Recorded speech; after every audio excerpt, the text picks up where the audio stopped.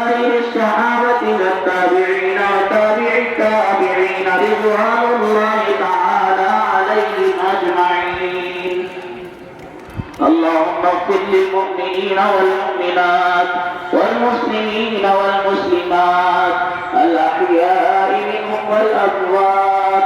اللهم أيد المؤمنين بالخير والطاعات واتباع سنن سيد الموجودات والاجتناب عن المحدثات.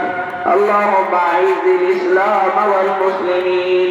اللهم أعل كلمة الإسلام والمسلمين. اللهم انصر الإسلام والمسلمين. اللهم انصر من نصر دين محمد صلى الله عليه وسلم واجعلنا منهم، وخذل من خذل دين محمد صلى الله عليه وسلم ولا تجعلنا معهم. واجعل اللهم آمنة مطمئنة